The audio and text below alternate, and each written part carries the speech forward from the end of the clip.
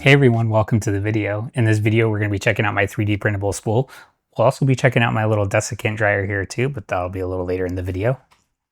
So if you do a lot of 3D printing like me, you end up using these refills a lot. They make a lot of sense because using the pre-spooled filaments, it can be a bit of a pity dealing with all the excess spools. So the refills do make a lot of sense. There are certain issues that can... Krakatoa, come on. Now, one of the main issues with these refillables is they can get jammed up, and if you search online, you'll find plenty of people complaining about issues like that. It tends to be a user error, and it's not something that people are thinking about or aware of.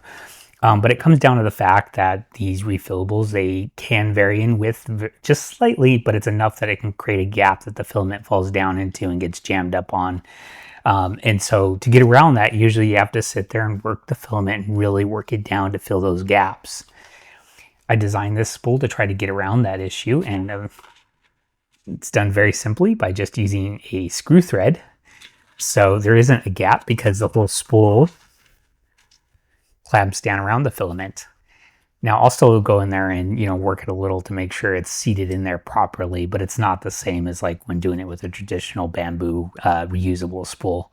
And I'll show you a little bit closer up on actually refilling it. We'll do that here shortly. But before we get too far into that, let's check out a couple other things I got going on here. Because it is a screw design and people did worry about this coming loose. It never came loose on me, but it did come loose for a couple of people. I ended up doing this little lock ring, and this has reverse threads, so once it's in there, it's not going to come loose. And then I have a little tool here to help you remove the little lock ring. In addition to that, I also have this little desiccant holder. I have a little 25 gram desiccant here, which is just enough to fit in there. I like these ones as opposed to the loose ones because you don't have the mess to worry. You just jam it in there and screw it in. There we go. All right, to demonstrate this, I'm gonna load up some of this Bambu maroon red onto the spool here. I'm using a red spool because that's what I use for my PLA. I use the white for PETG. And this works just like the regular refills for the most part. You have a little notch on the spool itself that you're going to line up with the notch on the refillable. So go ahead and do that.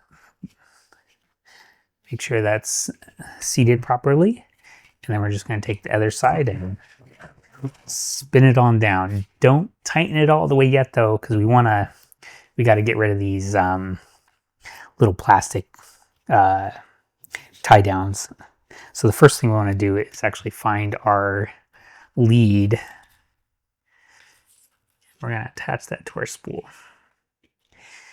And the reason we don't tie it down or tighten it down yet is because it's going to make it so much easier to remove these little plastic strips.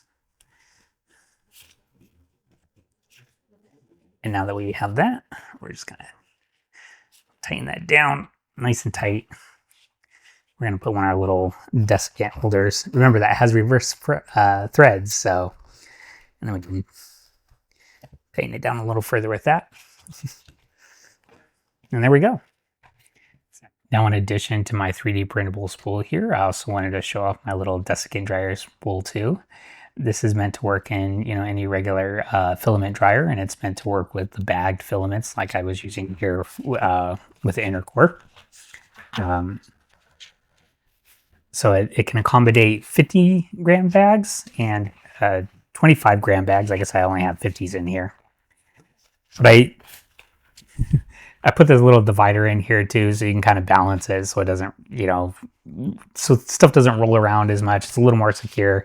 And the idea is you'd balance it with like a 50 grams on either side or a 20. Krakatoa, you're in the way. Yeah, so it's designed in a way to try to keep everything secure so it doesn't like slop around too much, especially as it's rotating. So you'd have, 4 25 grams with 2 on either side, or the 50 grams like I have on here. It also uses kind of like, a friction lock mechanism, I guess you'd call it, to keep it securely closed. It is a little stiff, but it'll definitely keep it secure. So check that out too. So yeah, that's it. That's my 3D printable spool. That's my desiccant dryer spool. Go ahead and check them out on Make a World. They're available now.